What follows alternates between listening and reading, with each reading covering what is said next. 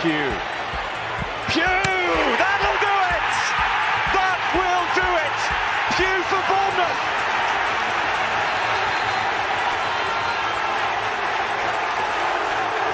The roof of the Gold Sands is raised!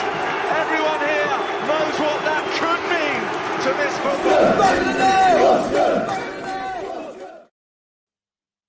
Happy Sunday, AFC Bournemouth fans. It's 12 o'clock and we're here with an impromptu show with the news that Jonathan Woodgate has been appointed by AFC Bournemouth in a short-term deal, so says the website, to be head coach until the end of the season. It was confirmed online. Mark McAdam and Chris Temple, amongst many other journalists, had it on standby, and this is the news on the official website. It goes on to say that the 41-year-old has been caretaker manager for the Cherries' last 5 fixtures following the departure of Jason Tindall. In that time, Woodgate has recorded 3 wins, a draw and a defeat, keeping 3 successive clean sheets and progressing to the quarterfinals of the FA Cup for only the second time in the club's history. So, you know, they're doing all the chat beforehand to build it up. Neil Blake said that Jonathan's professionalism and leadership has impressed the board of directors since taking on the role of caretaker manager in difficult circumstances.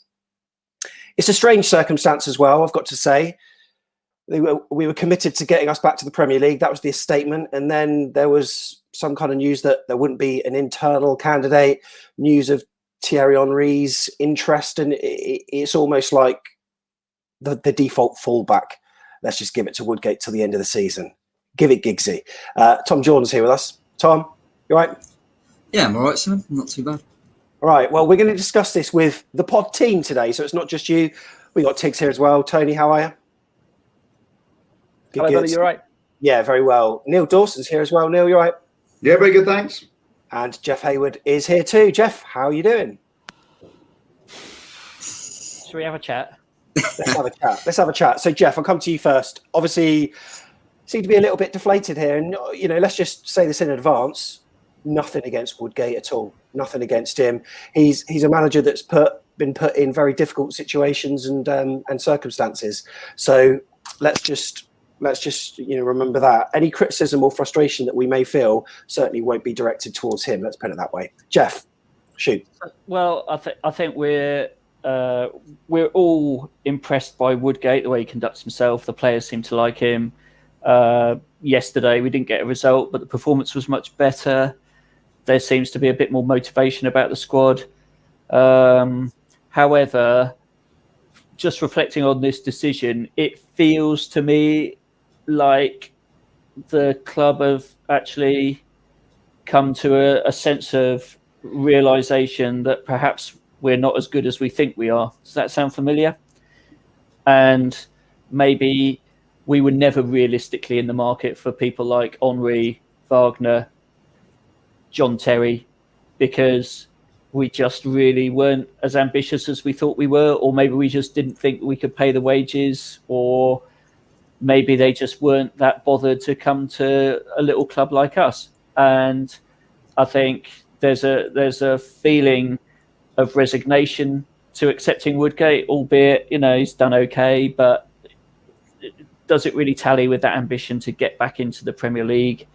Does it maybe feel like the club is as resigned as we are as fans, that actually this group of players, they ain't as good as they think they are? Yeah. Tom, in agreement? Yeah, definitely. It's it feels like my kind of fear at the start was that I wasn't convinced that the people at the top knew how to make footballing decisions now that Eddie's not there, and that was always my fear.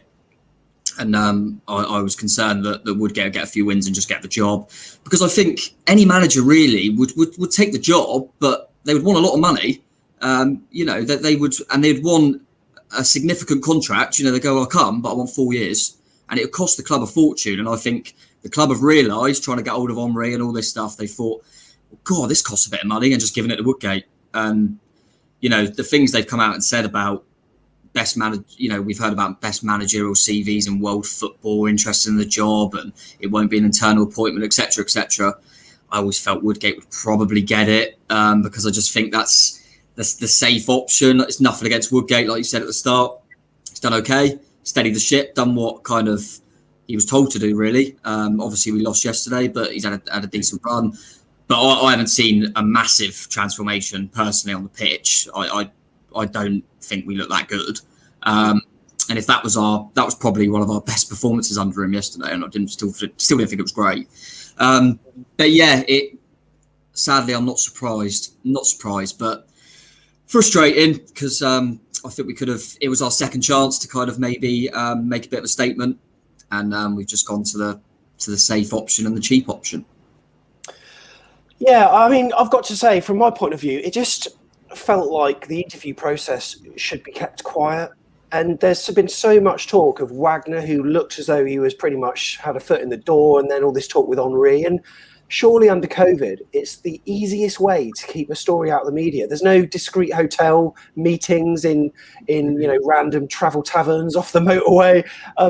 And this uncertainty, it's affected the players, as we've seen through Asmir Begovic, who said that, it's hard to play when you don't really know, what's going to happen. And, like you say, Tom, the club says that they received CVs off world-class managers. So once again, it seems to me like we're opting for a number 2 that coincidentally has a lower win percentage than Pulis and Henry. But let's not talk about this, because Woodgate, his conditions under Borough were very different. And for us, he's shown himself to be a very dignified man, and he seemed to be getting some results for us so far. The proof is in the pudding. But to me, it feels no different to JT, which also was an internal appointment, which was also what the club said they weren't going to do. So I'm absolutely baffled. Neil, you heard the news a bit earlier today. What are your thoughts? In the meantime, I will bring Tiggs back in, by the way. But Neil, I go for it. Yeah, I mean, so many thoughts, really. I just think, like Tom said, I think we've been incredibly badly managed from the top for quite a period now, because we haven't really got anyone doing a chief executive role who's an experienced football club chief exec. We all know, why he got the job, and it was nothing to do with the fact that he was an experienced chief executive. So we've had a week to try and sort Eddie out, and for whatever reason, we couldn't do it. We then appointed Jason, who I think we all knew was not right for the job, and I think a lot of the players have alluded to it since. He was like JT, that the guy that cheered him up on the training ground, not a manager. So you would think there would be a contingency plan, but that obviously depends on having someone at the top who knows what they're doing. So again, we've now gone with something that's fallen into our lap. And again, I echo what everyone said about Jonathan Woodgate. I think he's handled himself really well. I think it's really odd that had he been given the job after the Burnley game, I think I could have understood it, but the performances have got worse since then. So that's, that doesn't quite add up to me either. But we all know what's happened here. They put all their eggs in Thierry Henry's basket. I think they've gone so far down the road. It takes 2 to 3 weeks to get an appointment like this sorted out. It's fallen through.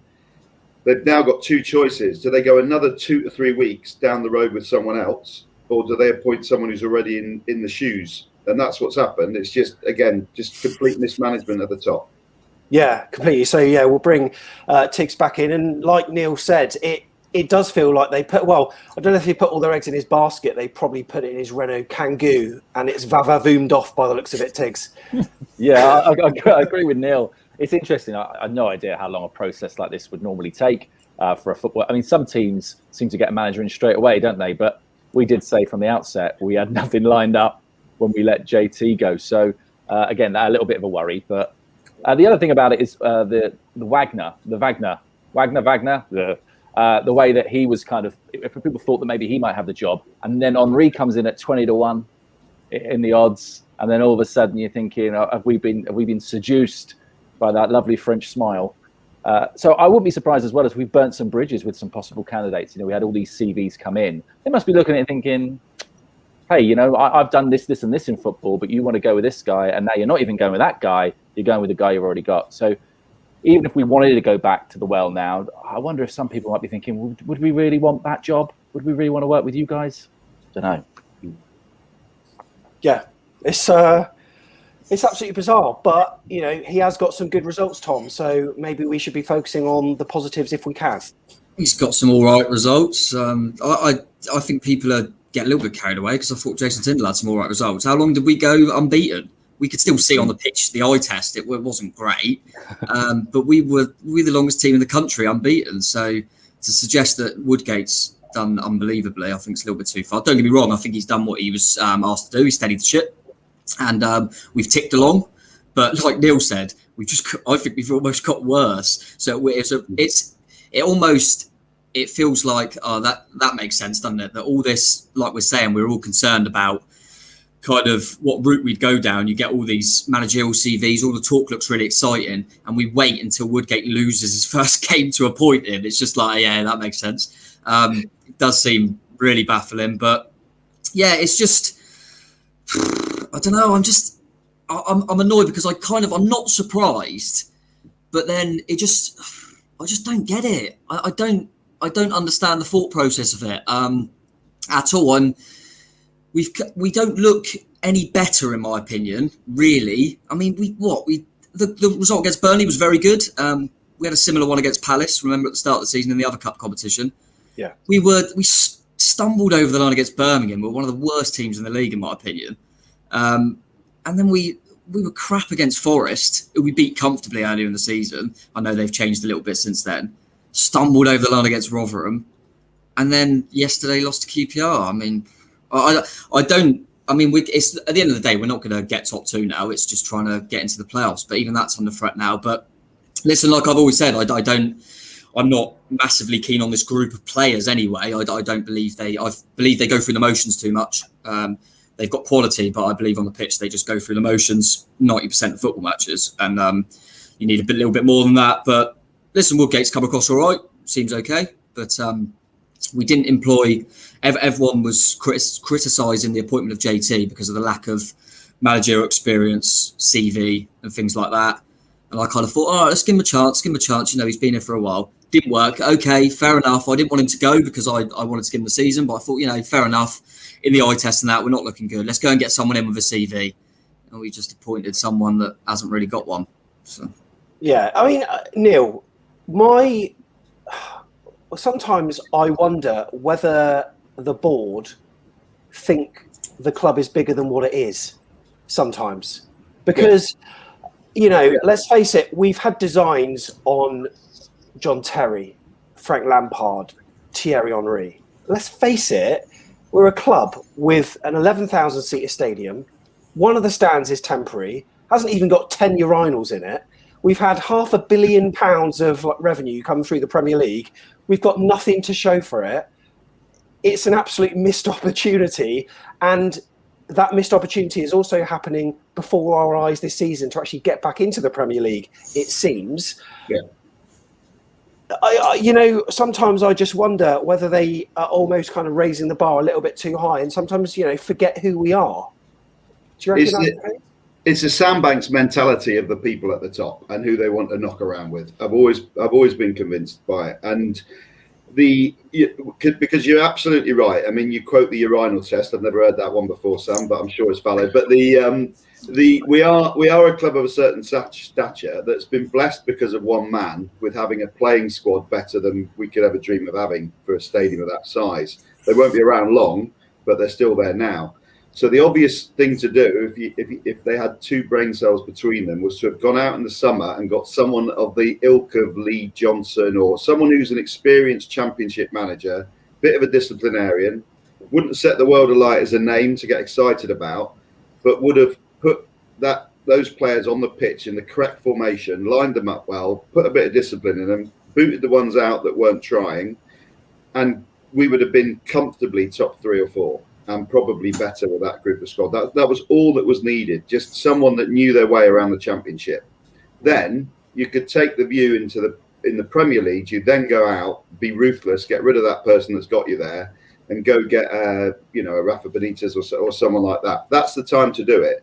What we needed was someone that knew their way around the Championship. Thierry Henry would have had the biggest culture shock of his life if he turned up. So there were people out there. Nigel Pearson, there's still people out there that could do that. But, we've gone yet again with another gamble. May well work. We all like him as a bloke. May well work. But the evidence, I don't see that he's lining the players up right. Again, yesterday, we matched up against a more inferior side and changed all our personnel and tactics. That doesn't inspire me full of confidence. What we needed was a wise head that knew the Championship. Yeah. Do we think, though, that maybe the board, because we talked about the lack of potentially a leader, and we look at Eddie Howe, we think, well, Eddie Howe was most certainly the beating heart of this football club. Are they looking for another Eddie Howe? Is that why this process takes so long? Are they looking for someone to come in and tell them what to do? Because unless you know this football club, it's quite a weird place to come into, isn't it? If your experience has been at other football clubs that are bigger, even as a player, you come into our setup, and to expect somebody to deliver a vision to them, I don't know. That's just a feeling I get. Maybe they're looking for something like for like. We look for another Eddie Howe. We're not going to find another Eddie Howe, are we? No, that's what's difficult. But I think, like Neil alluded to, there's talk of all these big names. It doesn't have to be a name. I wonder if, why are they not looking at? I look at Barnsley, Reading, their managers. I never knew them as managers at all. They found them. They're out there. There are good managers out there, but we're not looking. We're clearly, because all the names that were linked were just these big glamorous names. And listen, Nigel Pearson, would he have come aboard? Yeah, he would have come, but he'd have said, I want a 4-year deal and I want some money. And we'd have gone, oh no, we ain't doing that. All these managers, they would have come for a price. I think I saw something I mentioned off air about Tottenham with Mourinho at the moment. If they sacked him, it would cost him like 30 million, because he's not stupid. He's gone there and gone, I want a long contract because I want to secure myself. That's what these experienced managers would have done, like your Pearsons. We ain't going to pay it. And they've realised how much it's going to cost to get Henry in, panicked, and gone, oh, we've got someone here. He's done okay. Let's just continue with that. But like I say, it's nothing against Woodgate. He seems, he's a likeable guy, isn't he? And he could end up being really good in the game. Don't get me wrong. And I'll back him. And I hope it goes well for him. But like Neil said, this talk of Tyndall would have got absolutely slaughtered yesterday if we had 3 clean sheets in a row, and then he changed the back line to match up with QPR. It was absolute. I was baffled by it, and it didn't work because one of the players he brought in made a glaring error. So so even on the pitch, I'm a bit concerned as well. One person we're going to bring in is, as well, this isn't a free-for-all format, but it's from the Cherries Red Army, one of our friend YouTube channels, Kirk Tovey. And also, it's his birthday today as well. So happy birthday to you, Kirk. Happy birthday. What a lovely present, Kirk, for you. They were going to do this, weren't they? They couldn't wait till tomorrow. Just for you. Yeah, talk to me about it when you saw the news earlier today. I mean, I'm probably going to echo a lot of what everyone else has said, and without going back on old ground sort of thing. I mean, nothing against Woodgate. His media output's been a lot more impressive than it was under JT. The one thing I've never been able to get around my head is that Woodgate came in on the Monday. JT was clearly hanging on to his job by 1 game. So why would you bring in someone for 6 months to be in his backroom staff?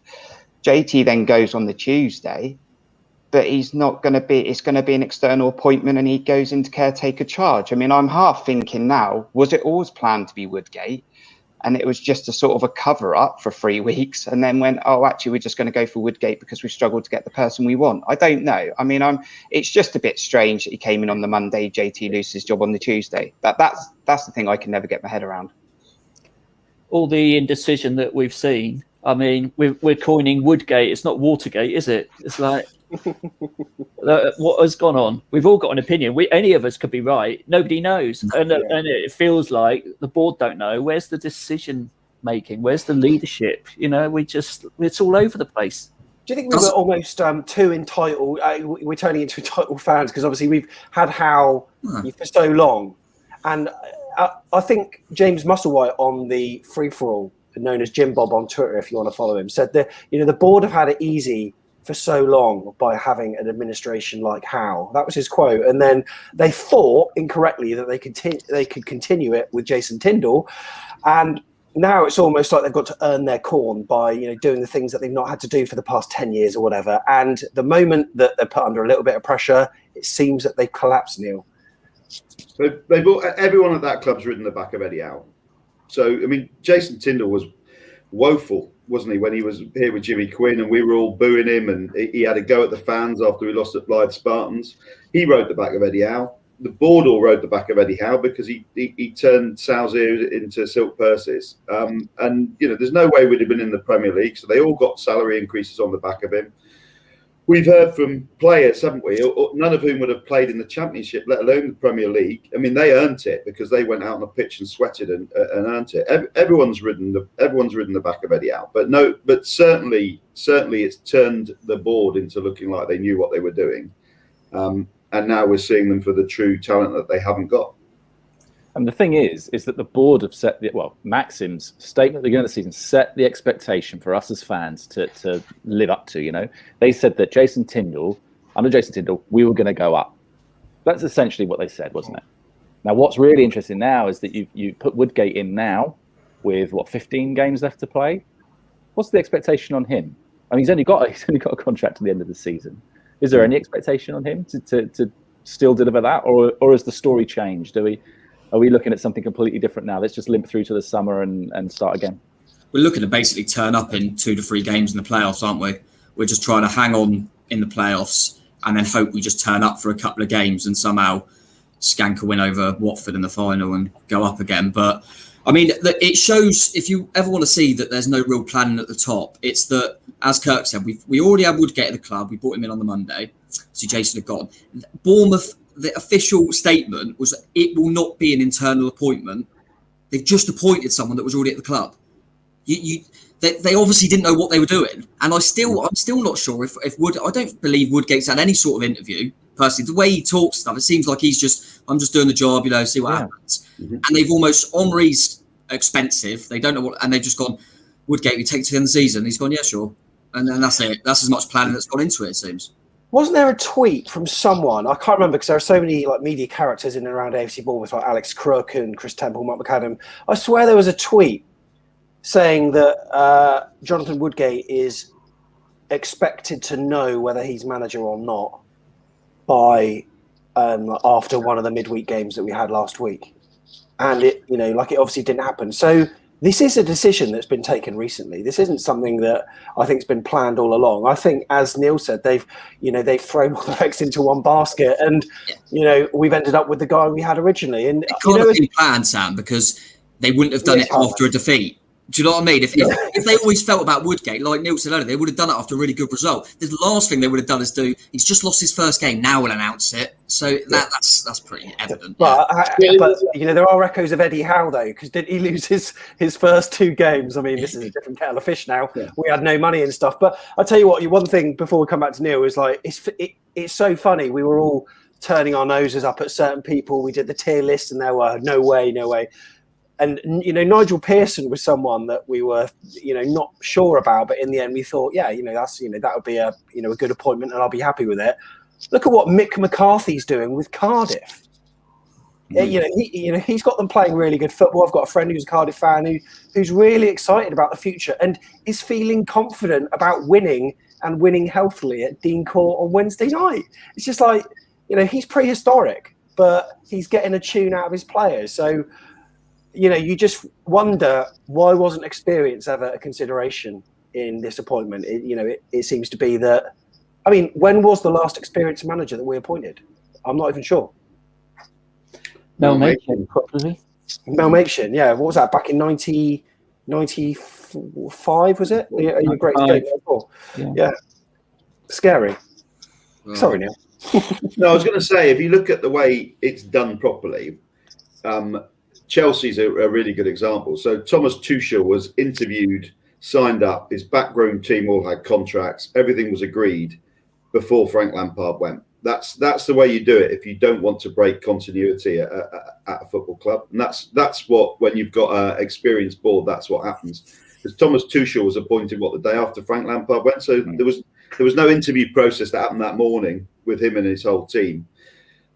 We've just, we've wasted sort of six games or whatever, just spooning along, trying to work out what to do.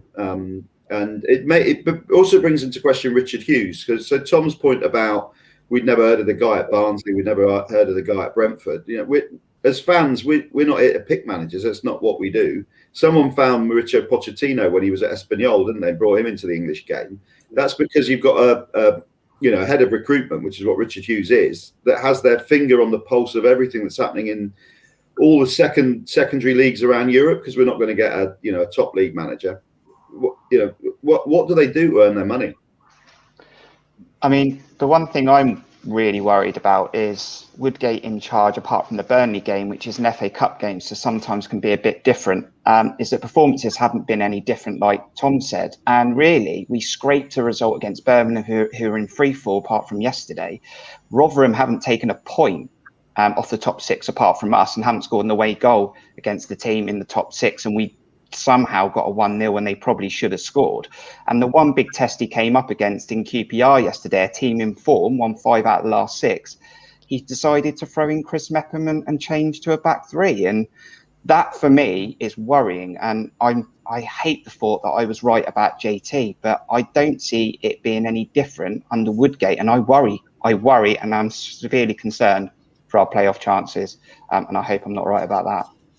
I think yesterday, if we talk about that game, individual errors were a big thing. I mean, obviously Mepham's and the failure of the defence to actually switch on for that second goal. However, there were individual errors throughout the game. I felt, Shane Long 1-on-1. You got to score.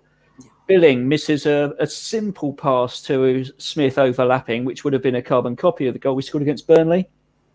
Just gives it straight to the defender. Sloppy, really bad. Danjuma ignoring overlaps. Again, individual errors, basic mistakes. And they were at critical moments in that game yesterday.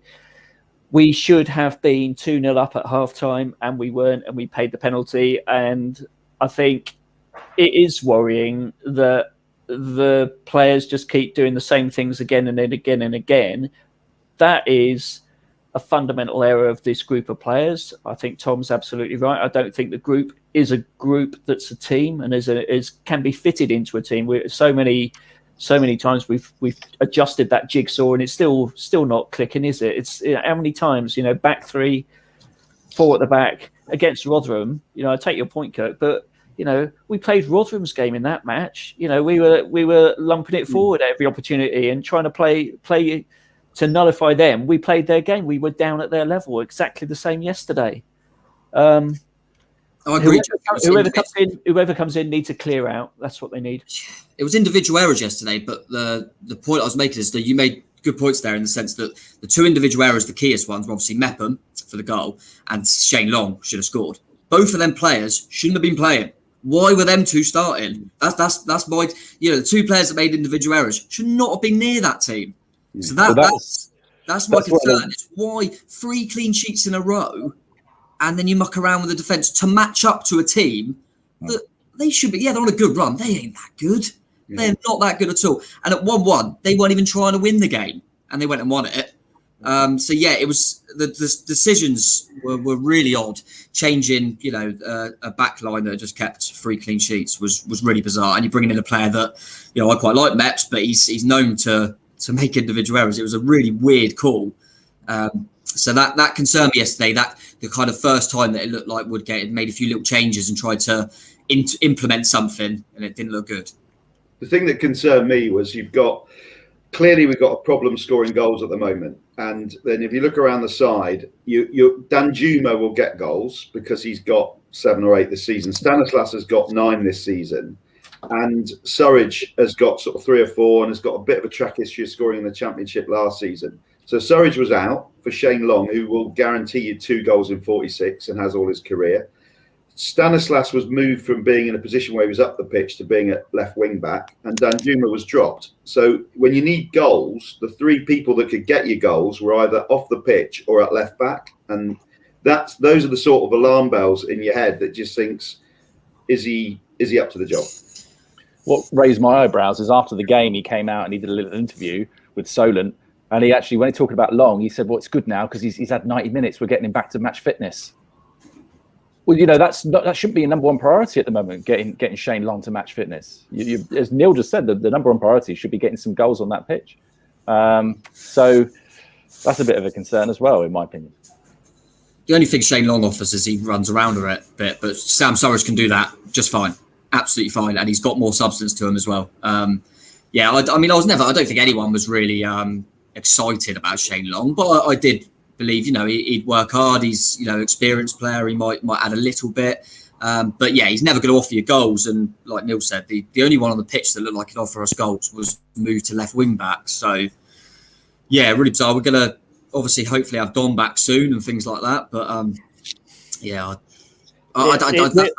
We've got individual errors that look like we can concede, and we don't have a lot that looks like we can score. So, sorry, Jeff. Where we're at, I think the last 24 hours is a reset of expectations. We should all recognise as fans, mid-table will be okay this season. Not that I think that will be okay, but I think that's what the board are saying to us. They're saying, look, let's just get through this season, resort the players at the end of this season. The new manager will come in, build his own team, and then we'll give it another go. But I wish they'd just be honest with us about that, because that's how I feel. I think that's what we're seeing.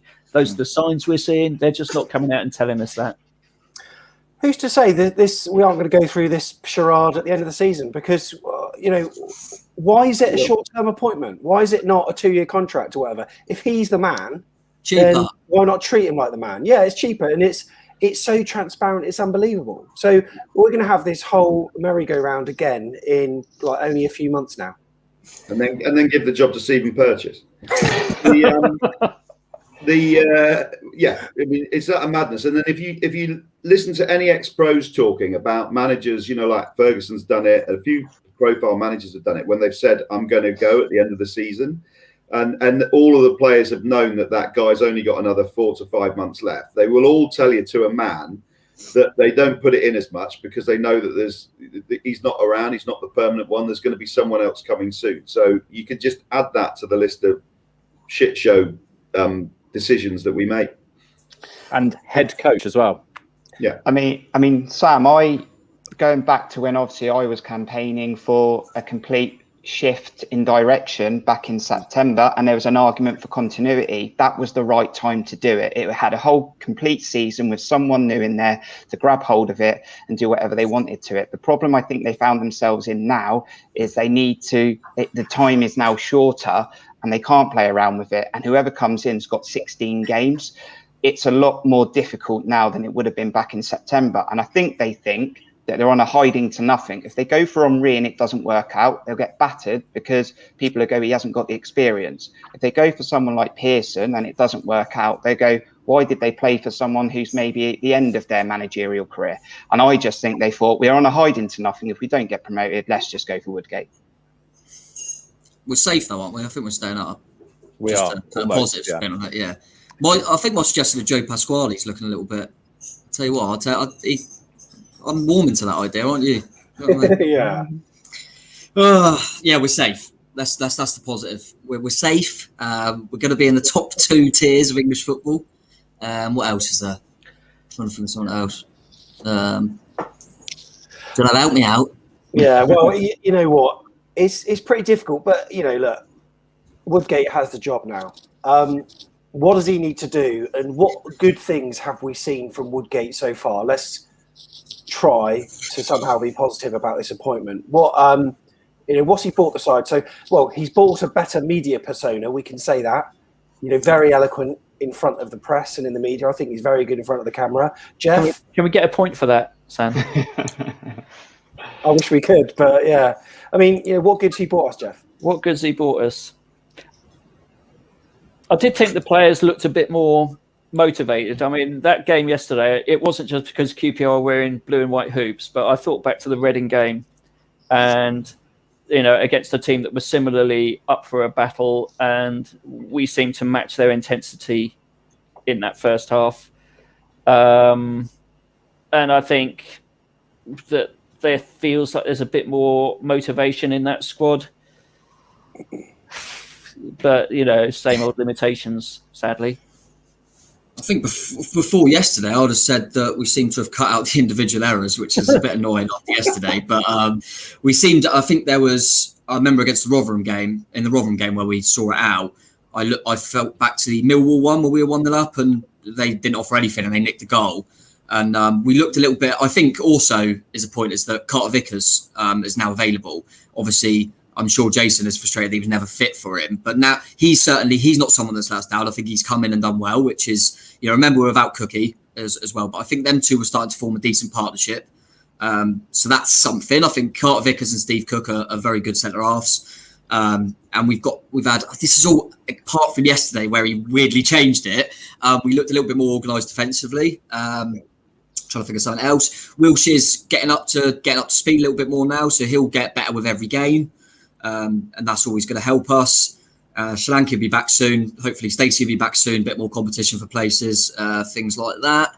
What else? Billing looked really good for a game, didn't he? He looked like a genius, so that's good. But yeah, not else. But listen, we stumbled over the line a few times until yesterday, didn't we? And I still feel we'll probably be able to do that enough to hang on to the playoffs. I mean, Wednesday's huge because of the opposition, but I think it is just hanging into the playoffs and then hoping this group of players that have obviously got talent decide to show up in the playoffs, and we somehow manage to. It is still possible, isn't it? As soon as it goes to the playoffs, it's one-off games. So, do you know, for the first time yesterday, Tom, I got our Super Six right for Bournemouth. Says it all. Yeah. I tell you what I would say. I bet we do lose against QPR. And, actually just rather than letting, partisanship take out, I thought, oh, yeah, I'll give it a 2-1 to QPR. And, yeah, first time I've got 5 points in us all season. I think the one thing that we can say is that, and now I don't know if the players knew, Richard Jackson, there was a comment from him earlier, the players came out after the game and they backed Jonathan Woodgate. Now, I don't know if they knew that this was in the pipeline. I'm gonna for a moment, I'm just going to assume they didn't, in which case they backed him because they do actually like him as a manager and on the training pitch. So maybe going back to our early point, they will fight for him. I think they like Jason Tyndall as well. I think sometimes liking a football manager isn't what we should aim for in a football manager. But if we're looking for positives, he definitely has improved in terms of media presentation and the way he talks. In your question, what should he do, Sam? I think two things for me. He should settle on the side that has our strengths as its focus, and tell that side that they're playing for the next 8 games, 7 or 8 games, regardless of, so that they get a settled formation, because they never had one under JT and they haven't had one under Jonathan Woodgate. So he should just say, we're playing whatever it is. I don't even care if it's 8-1-1, but we're playing it for the next 7 or 8 games until you're all used to it and you've all developed rhythms. And then I think the other thing he should do is bring in some coaches and clear out some of the coaches we've got, because they've been here a long time. I think Eddie carried them. And he should bring in someone that's got experience in the Premier League and the Championship to coach alongside him. Yeah, and I just agree that his media presentation has been a lot better than what we've had previously. I'll back him like I did Jason Tyndall. He'll have my back until the end of the season. He needs to settle on some players that need to be the spine of that squad. That's Steve Cook when he comes back in alongside Carter Vickers with Begovic there. Players like Lerma look a lot better than they have previously. And Sam Surridge needs to be leading that line. He's 22. He's not 19. We're now over halfway of the season. It's not about fitness. He can play football matches. He can play Tuesday and Saturday as well. At the same time, just get him on that pitch and he'll give us everything that we need in a number 9. I worry that if we're going to score enough goals, because Woodgate's small record tells you that he doesn't score enough goals when he manages football teams. But if we can get to the playoffs, like Tom says, it's a couple of games and then it's a one-off game at Wembley, and who knows. But we'll have to remain positive and hope that we've got a chance. And then Dan Gosling will pop up and score the winner, won't he? Let's not go there. Jeff, what a week ahead, Sam. What a week. We got Cardiff, we got Watford. I mean, let's see where we are Saturday, 3:00, because lose those 2 games, quite realistically, I think Cardiff will absolutely fancy it after their result yesterday. I think Watford are on a terrific run, and both teams will know if we pass it around at the back, it's like an under-12s having a goal kick. It's their best form of attack against us. Yeah, it's you know what? It's at the start of the season we were putting in some very poor performances, but time was on our side. We had matches to spare. It's almost like the chase. If you go for the lower amount, you've got that much more leeway. But now we're closing in now, and it means that every little set of results and every swing it's going to be such a positive and such a negative. Whereas previously in the season, we could be like, it's fine. There's time in the bank. 2 wins now against Cardiff and Watford could change everything, because probably not many people would expect us to beat Watford based on the fact that, they're going on a run. So maybe if we beat Watford, it could almost, negate the loss that we had yesterday at Loftus Road, Tom, perhaps. So, 6 points would be huge. Oh, it'd be massive. And I mean, it shows the championship, doesn't it? I know at one point yesterday, I was looking at the other results. I think Reading and Swansea were getting beat comfortably. And you're thinking, hang on a minute, we go and win this game, which we're in here, we could... Suddenly you're thinking top 2 ain't too far away. And that's the thing with the championship. But Woodgate said it after the game, didn't he? We had a real opportunity to close a gap yesterday. And that was a real shame. But like you say, 6 points and everything's looking a lot rosier because they're really tough games. My concern is, would you be shocked if Cardiff turned us over? Because I wouldn't, and I really hope we could somehow find 6 points. But I would be shocked if we got the way them two are playing and the way I don't know. It's Harry Wilson and Dan Gosling for both of us. We could do, but yeah, it's a weird league, the championship, because suddenly you're going, Swansea are on fire, and then they lose a few games, and Brentford have lost a few, and it is that kind of league, isn't it? And someone's got to find some consistency, and hopefully we can be that team and go on a bit of a run. Just at the moment, there's not anything in me and the team that really believes that. But like I say, stranger things have happened. We could go on a mad run now and be singing Woodgate's at the wheel and be in Wembley for the playoff final and for the FA Cup final. Who knows? The other thing is the players have come out a lot in the last week or so and asked for certainty. So they've now got certainty. So the excuse network has gone, hasn't it? So if we're going to cling to something else because we're looking for positives, then the players now know who's in charge. They aren't on their WhatsApp groups trying to work out who it is or gossiping with players who might have had that manager before, like Philip Billing with Wagner, and Wiltshire will know Thierry Henry really well. All of this is distraction, isn't it? So all that's gone now. They know who's in charge until May. So they've got certainty. So that might help. Have any of you guys gone for a job which you haven't got, but then you later did get, despite the fact you were a second choice? Because I have. And this happened this happened during uni, right? And my uni course, it was all computers. All the stuff we did is completely out of date now. But it was a 4-year course at Bournemouth University. 3rd year was was a placement year, and I went for a job as an IT technician, and I didn't get it. And it was actually a lad on my same course that actually got the job. And then 2 weeks later, we said, actually, I'm not taking it because I've been offered this position at IBM in Cardiff or whatever. And then literally an hour later, I got a call. And they were like, do you, we've had a bit of a reconsider. Would you like the job? And it's a bit of a weird feeling, really, because you weren't first choice. And I just wonder, how is that going to affect Woodgate mentally? How's he going to feel being second, third, maybe even 4th choice? Yeah, he's now got the job. Look at you now, Sam. You're Premier League. Yeah, brilliant. No, I don't think it'll bother him in the sense that he didn't do obviously that well at Middlesbrough. I mean, it's a different job. He never saw his way back into management, hence why he was coming in as a coach. He probably wasn't sure if he'd ever manage again. He suddenly got this opportunity out of nowhere. He must be buzzing. I don't think he hasn't got the CV or can't be the type of person that's thinking I should have been first choice, because of course he shouldn't have been. I think he's just he should be buzzing that he's got an opportunity, and he should think, you know what, with these players I've got here, I could get promoted to the Premier League and then be a Premier League manager when I failed at Middlesbrough, the Championship. What an opportunity. So he should be really excited about it, I think. And like I say, they don't get you any points, but he has been good in the media, and he seems like quite a likeable guy, seems like someone that you'd want to play for. So yeah, like I say, none of this is really down to Woodgate as a person. I certainly didn't expect him to turn down the opportunity. So good luck to him, and hope he sorts it out. And I hope turns out he's the right man for the job.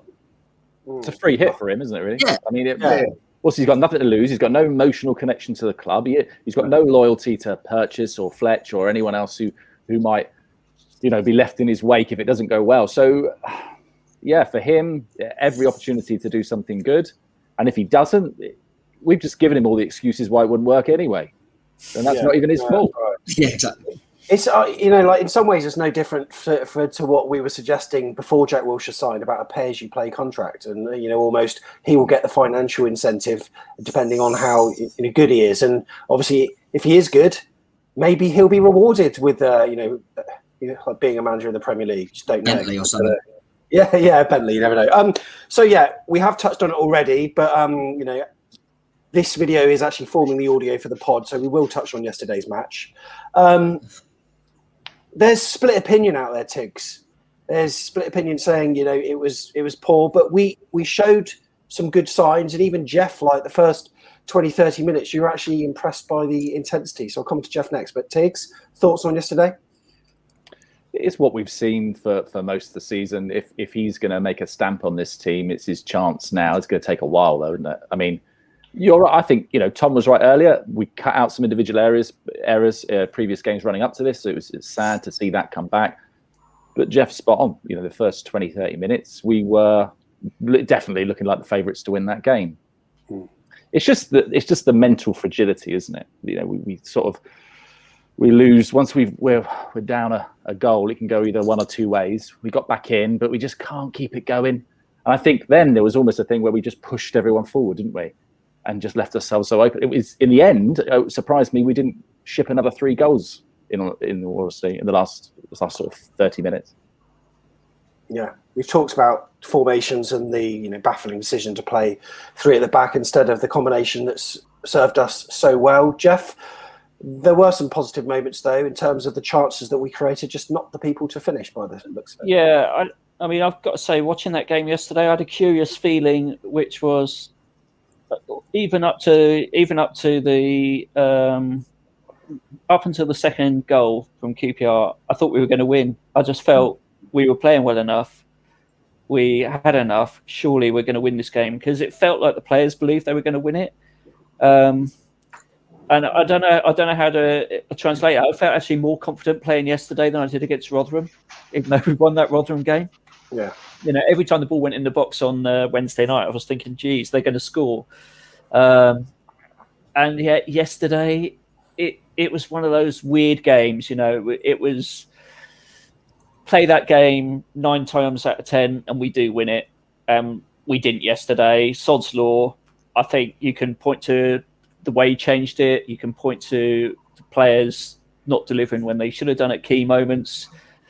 Lack of concentration, switching off, same sort of issues that are really the Achilles heel of this team. We always talk about it. They're not quite ruthless enough going forwards. We're not quite together enough to retain possession in critical areas. Somebody made a comment, I can't remember who it was on Twitter, but we used to be a play from the back team. Now we're play it at the back endlessly. That's all we do. We play it across the back. We don't play from the back. We seem to beat the press and then wait for them to get reorganised and then try and beat them again. It's like, I don't get it. I don't get that philosophy. That's what's got to change. And it's a fundamental problem that cannot be accomplished in one day of training before the next game, then another day of training before the next game, because that's how quickly the games are coming. And I don't think there's enough time for them to work on the players to improve it enough. So we're caught in this kind of, okay, well, maybe it'll be better next game. I'll tell you what, I'll change it around again and see if this lot of players will do it. And we're not there. It's not going to work. I think you're deluded if you think we're going up this season. Sorry, fans, but I think you are. You're probably right. And you know what? We seem to be gift wrapping these moments every now and then. And Mapham's pass was, this season in a microcosm, really. And even when he made the pass, he was remonstrating with another of teammates as if it was their fault. And it's the shirking of responsibilities that's happened all season, all around the pitch, it seems. Neil, not a pretty watch, was it? No, I think the thing that perturbed me the most was a lack of width. So we talk about it a lot, but when you've got inverted wingers, they only work when they can knock the ball outside to an on-rushing fullback that crosses it. Otherwise, you've just got inverted wingers that are continually trying to run across the area. Like David Brooks just runs across the area and tries to do a 1-2 with someone. Dan Juma runs across the area and shoots. And I didn't see it. I just don't see that team spirit. I mean, if you want a summary of it, all of it to me, it was Stanislas's free kick. If ever there was a man that was playing for himself, I mean, he was not going to score that with me in goal. But it all became about him when he had a group of 6-footers that were waiting to attack across. He shot from an impossible position. And I was watching the Everton players in the dressing room at Anfield, the Twitter footage of that, with them just dancing on tables, going ballistic, going mad. I don't sense we don't even celebrate goals together when we score them together. Just reminds me of some really poor seasons we've had before, like with Paul Groves and people like that. And hence why I think we needed someone to come in and shake it up. But but yesterday, individual mistakes don't surprise us anymore because they happen. Lack of width doesn't surprise us anymore because we haven't really had any for ages. And I think unless he's got a plan now that he's got the job to address that, then we haven't got a hope in Ella going up. And maybe if he does address it, we might be able to fluke it through the playoffs. Do you think that Junior Stanislas is almost this angry, swashbuckling figure that thinks that he's got the weight of the responsibility, because he's been scoring most of our goals this season, and like you said, like when we celebrate, well, we don't celebrate. He looked almost angry when he scored that penalty at Turf Moor. Yeah. To put us through to a match which would see us 90 minutes from Wembley, it just seems to be that there seems to be disharmony. But as Frano says on an interview that's coming on this channel tonight at 8 o'clock, changing rooms are different these days. Changing rooms are, vastly different, and they're all on their phones after matches and stuff. And it isn't like what we had 5 years ago and beyond. It seems to be a very different environment, but that translates on the pitch. But there are teams. I bet Cardiff aren't. I bet Cardiff. Exactly. I bet Cardiff aren't on their phones with Mick McCarthy as manager. They got a manager in with a championship CV and look at them fly. But yeah, Middlesbrough won't be on their phones either, will they, Neil? After that result yesterday, they'll be jumping up and down thinking, we beat Reading. We know we're giving us our chance of getting in the playoffs because they've got Warnock. Yeah, I agree with what everyone said about yesterday as well. Just I think the width thing's a really key one as well. I don't feel like we've had width all season, and I don't really know what the players like because none of us have really seen him. But why did we bring in Raquelme, who's a winger, and then we don't play with any width? Surely is he that bad? I don't see we never play with any width.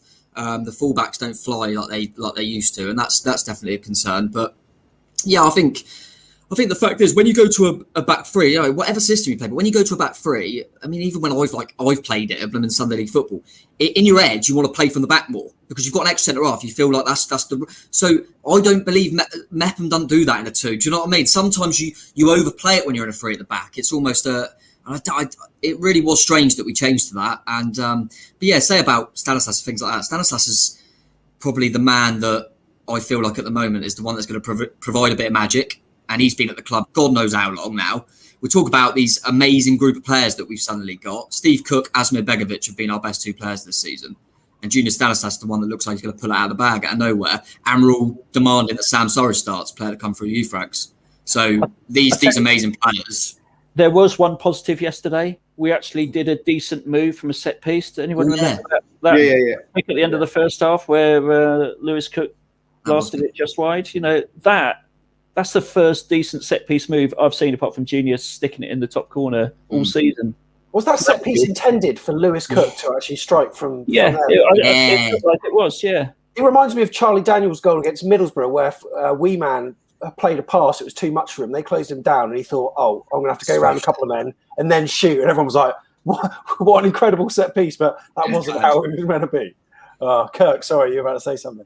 I was going to say, for anyone who's watched this in the last 6 years, we're known for sort of coming out the blocks quite quickly and scoring early goals. Okay, under previous management, the worrying stat for me at the moment is we haven't scored a goal in the first 20 minutes since December the 12th. And when you're coming up against a QPR team that have only scored one goal in the first half since December the 12th, but score 75% of their goals in their recent form in the last 20 minutes. The plan was to hit them early yesterday and get that goal. Now, we did create two good chances. One from Billing, early doors where he hesitated, should have got the shot away and he was thinking about a square back. And then Shane Long gets himself through. Shane Long's not a goal scorer. We know that. Instead of trying to hit a angle of any angle, he hits it straight at the goalkeeper. But after 20 minutes, we stopped knocking on the door, and then QPR came good in the second half, and that was always what I was worried about. And they took their chances. Granted, we gave them those chances, but we're not scoring enough goals early on, because I think if we do, teams will then panic. They'll then open up, and our quality will come through, and we'll put teams to bed. I've said it all season. We'll go in 2-3-0 up, but we're not scoring goals early enough. We're getting stuck into these hard, difficult games, and then we're making mistakes. Sam, we spoke about it, didn't we, on the WhatsApp group, that Billing chance. That Billing chance where he almost looked like he was going to square it or shoot. Shane Long's on the halfway line. He's probably Billing's probably thinking, I'll square it to a centre forward. Shane Long's walking on the halfway line. And it's like... I mean, it is... Well, okay, I'm not going to defend him, but he did come back earlier in that move to like chase the ball back. But when you watch the video, you'd think he'd be busting a gut to get into the box.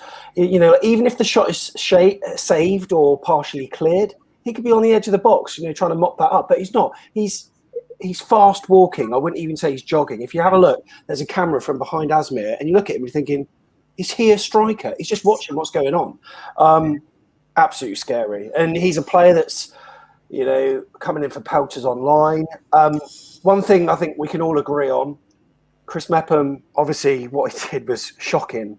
But when it comes to criticising him, you know, criticise, but don't tag him in. Like it has happened on Twitter.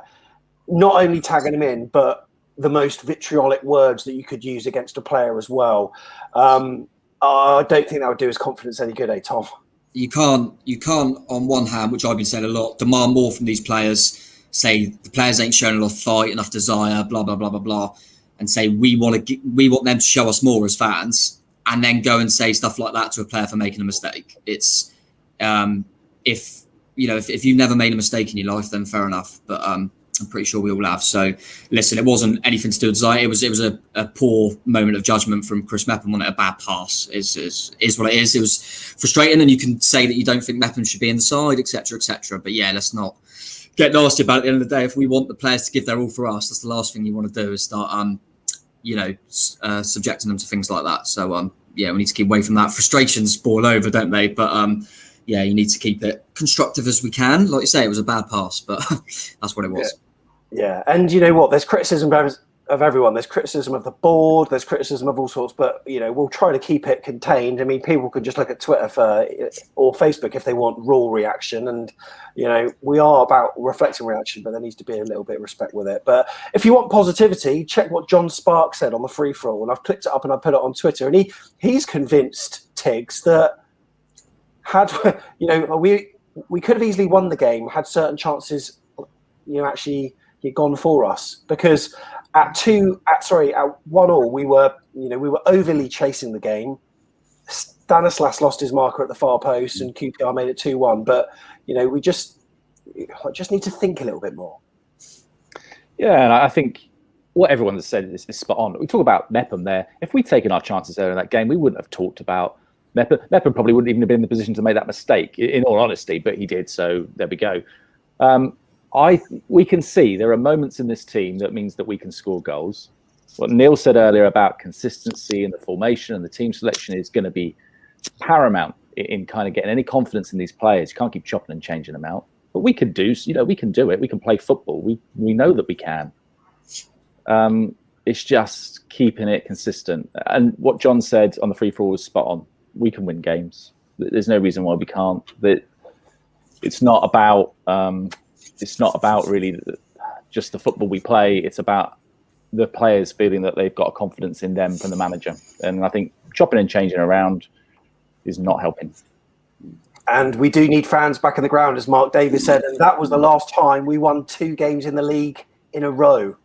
Back in December, Huddersfield and Wickham. We haven't done it since then. And there's other teams that have had bad spells, like Watford, and they're putting together these, little runs. They're not they're not groundbreaking. 3 wins in a row for them, maybe 4 now. And look where they are, teetering on the edge of automatic promotions.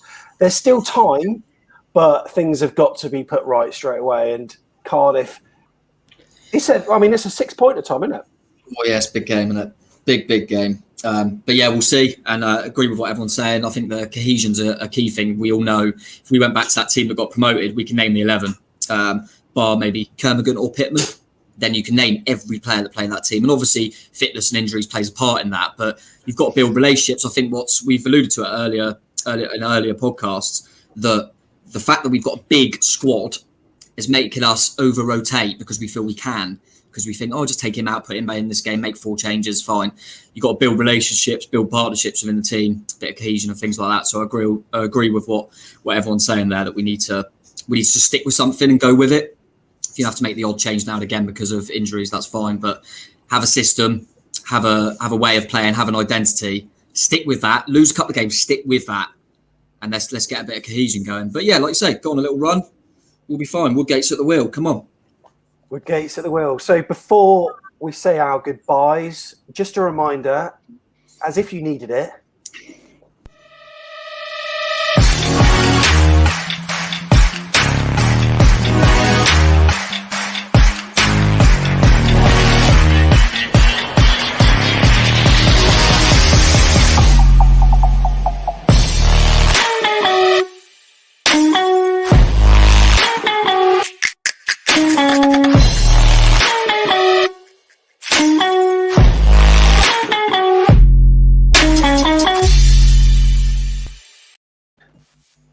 Really looking forward to that. And it was you three, Tom, Neil and Jeff, that spoke to Frano. It's been screened at 8 o'clock tonight, as we just saw. And what can we expect from tonight's chat? Was he very open? I don't know why I'm asking you this because I was there. Starting to worry. It's starting to worry. You got early onset Alzheimer's. It was only 2 days ago. He was fantastic. So I think anyone that enjoyed the John Bailey one, where it became more of like a afternoon down the pub and a chat, they'll enjoy this one. I thought he was very candid, and just it's a mixture of a really good analysis of what's going on at the moment and a great trip down memory lane. Yeah, it was good, wasn't it, Jeff? Yeah, it was really good, and I think also some great insights into some of the difficult moments that Frano had. You know, he talks about what it felt like to get sent off, and Mepham yesterday, a lot of emphasis on him. You know, he's a human being. He makes mistakes, but I am sure that he did not have a good night's sleep last night after that. Certainly not after doing it against, was it Wednesday as well? You know, a few weeks earlier. So, you know, players are human. I think they regret things. Doesn't mean they're not going to make the same mistake in the future, obviously, but they're human beings. So Frano gets that point across, and I think that was really interesting to hear. Fans need to hear that. Yeah, it's probably going to be good timing, actually, like you say, with the Mepham thing, because he obviously, Frano alludes to that with a few things that happen, a few senders off, things like that, and obviously moments with Adam Smith and things like that where, you know, mistakes and how they feel in the dressing room afterwards, and it does feel like they had that team spirit there, doesn't it, to all pull together, which is really nice. But yeah, he was absolutely spot on. It was one of the favourite ones I've done. And agree with Neil, it felt like obviously I wasn't involved in the Bailey one, but that kind of just down the pub having a chat, he just seemed like he was just a top bloke. Just seems like he, as always, just loved Eddie, loved the club, and yeah, really, really good one. So definitely recommend it. Really enjoyed it. And also the one next Sunday, Sam, people need to make a date for that, because that is going to blow your mind as well. Yeah, and that's one of my favourite ones as well. It's one of my favourite chats. I can't wait for that. More will be revealed ASAP. Guys, thanks so much for this impromptu one today. Really appreciate it. Cheers, Sam. Cheers, boss. And Kirk, enjoy the rest of your birthday, mate. I'm sorry it was a bit of a weird one, but hopefully you can spend time with your wife and family now and enjoy the rest of the day at least. Anyway, I knew the club were going to do this to me. I'm clocking off for. Sorry, Neil. Have you got a wood cake? That's a good one. I'm clocking off for the rest of the day to spend some time with the family and back on it on Monday. Yeah, happy birthday, mate. Happy birthday. Yeah. So Woodgate is at the wheel. Let us know how you feel in the comments, and we'll see you in the next video. At the Cherries.